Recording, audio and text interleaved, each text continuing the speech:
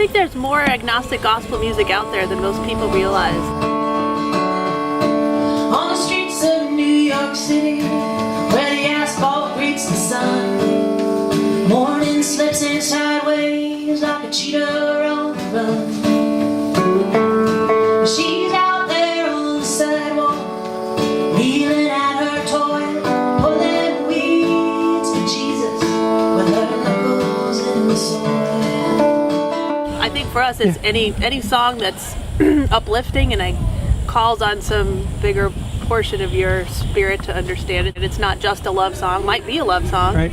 Might be a story song, but it's somehow showing or singing about your connection to something bigger, not necessarily naming that thing. Sometimes it does, sometimes it doesn't.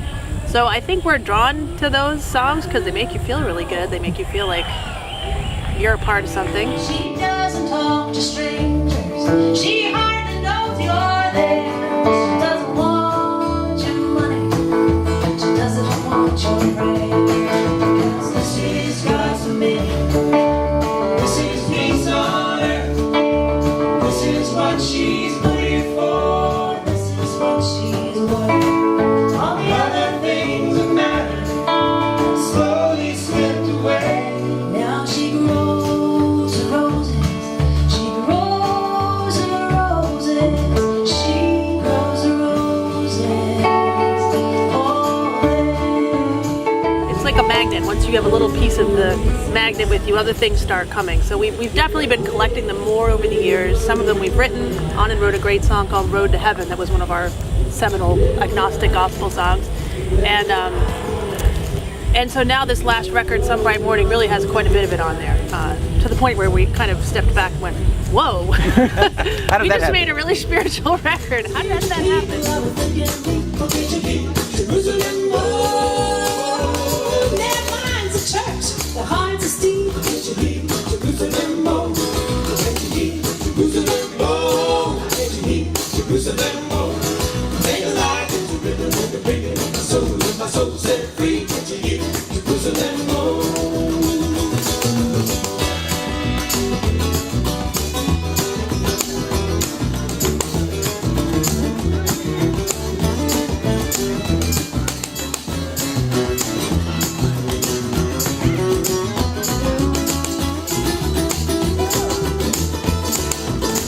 Yeah, the wind in the trees is a mighty fine preacher. Can't you hear Jerusalem? Oh, Mother Earth, she's a mighty fine teacher. Can't you hear Jerusalem? Oh, can't you hear Jerusalem? Oh, can't you hear Jerusalem? Oh, make a light in the rhythm, like a rhythm in my soul set free. Can't you hear Jerusalem? Oh.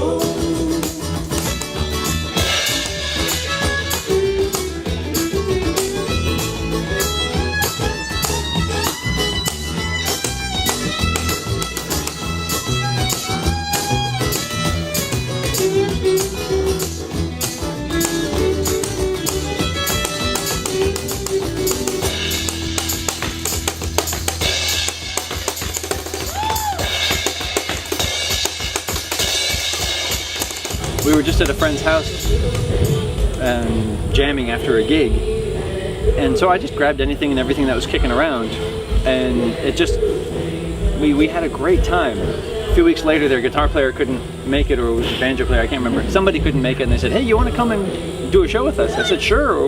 What should I play? I said, well, whatever you want. So I just grabbed anything and everything, and I sat on the floor and was banging on stuff, and they're all standing up playing, and I'm sitting on the floor banging on things. And eventually, I thought, well, they asked me to come and play again, so I put the cardboard box between my knees and was just playing that. But then I missed all the tin cans and knickknacks and all fire extinguisher and dustpan and whatever I had. So I thought, how can I do this? So I duct taped things to the box, but then the duct tape would sag. Eventually I graduated to Velcro, and then thought, well, if I put it in a stand, then I can use a suit. I can use my feet because I play drum sets. So I put it in a stand. About that time, I needed something to carry everything in, so I went to Goodwill and got a suitcase. And it just so happens that Ventura is the best kind of suitcase for a bass drum sound. This is sort of what I started off with more, was just a bunch of junk as a kid. Right. We started. I'm having a flashback. A Fat Albert flashback. Sorry. How you doing? That show was I mean, I watched that all the time. I love that junkyard band. You should see him in Goodwill though, because he's back into a pile of suitcases whacking on them, and the little old ladies who are, who are staffing the Goodwill are coming up like, "Sir, can I help you with something?" We got another one and I want it. It's kind of contagious, right? So every time like I'm dealing with the recycling at home, and I'll pull out like I'll pick up like a tin can, and I'll be like, and my wife Polly will look at me like, no, just recycle. Just recycle. I'm like, but Scott might really like this. Who will be one? If I'm weak, who will be strong?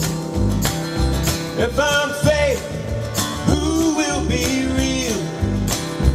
If I'm numb, who will feel?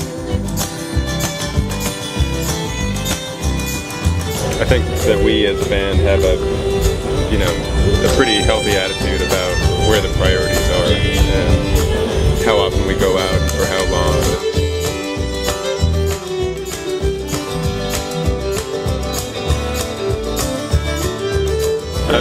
I've decided I'm training my sons to be roadies.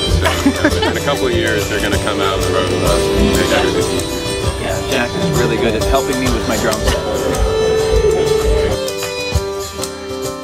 There is something really, for me, different about hearing someone live, like being at this festival and hearing a bass player play a certain way, or hearing any band do something, and like that sticks with me far longer and far more deeply than something I kind of cruise by on the internet, on YouTube or something. You pay attention differently when the moment is not repeatable. Right.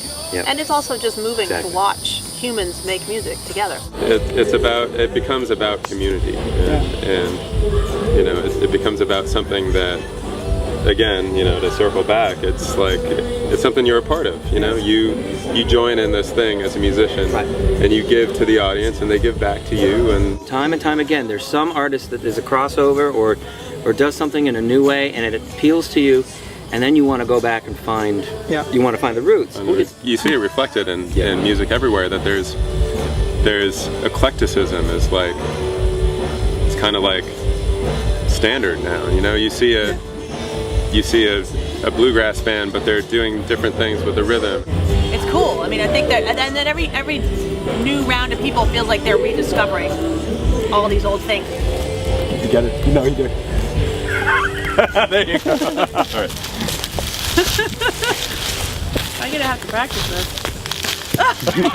We're jacks of all trades. We kind of like to take what we like from lots of different things and put it together. Hopefully not, shallowly, but in a way that serves whatever song that we're playing. But I just want to throw that in there in the eclecticism conversation. I think it's well said. Build a bridge, watch it break apart.